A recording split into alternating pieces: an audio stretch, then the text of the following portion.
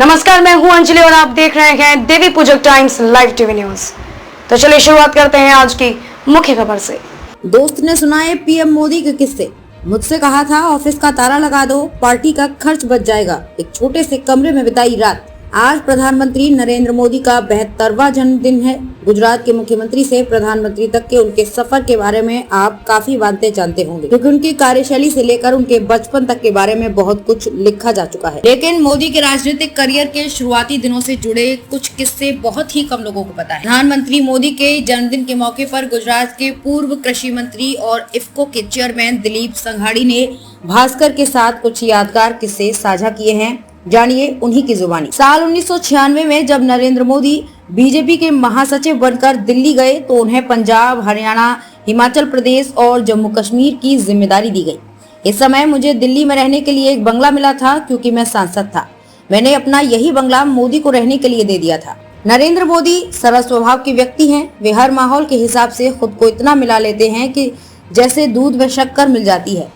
उन्होंने कभी भी अपने पद को आगे नहीं रखा है और छोटे से लेकर बड़े कार्यकर्ता तक के साथ तालमेल बिठाते रहे। एक बार नरेंद्र मोदी अमरेली में एक चुनाव प्रचार कार्यक्रम में पहुंचे। कार्यक्रम खत्म होने के बाद वो मेरे साथ एक छोटे से कमरे में रुके थे।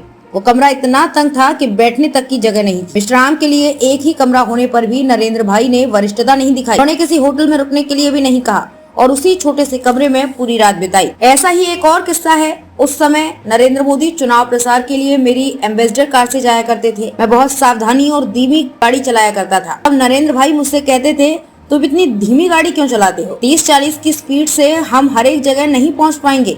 सभी जगह पहुंचने के लिए कम से कम 70 से 75 की स्पीड तो पकड़ो। उनकी बात सुनकर मैं और कार में बैठे अन्य कार्यकर्ता भी खुश हो गए थे। इससे साफ था कि वे पार्टी के कार्यक्रमों के लिए कितने सजग रहते थे। नरेंद्र मोदी स्वभाव से बहुत हंसमुख हैं। जब मैं चुनाव लड़ने के लिए तैयार हुआ, मैंने नरेंद्र मोदी से कहा कि चुनाव प्रचार के लिए हमें तुरंत कुछ सहायता प्रदान करवाओ, नहीं तो ऑफिस का ताला लगाना पड़ जाएगा।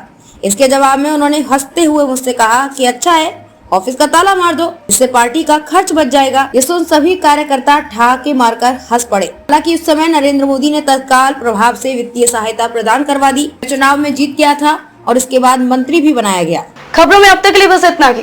मिलते हैं फिर ऐसे ही किसी बड़ी खबर के साथ। तब तक के लिए नमस्कार।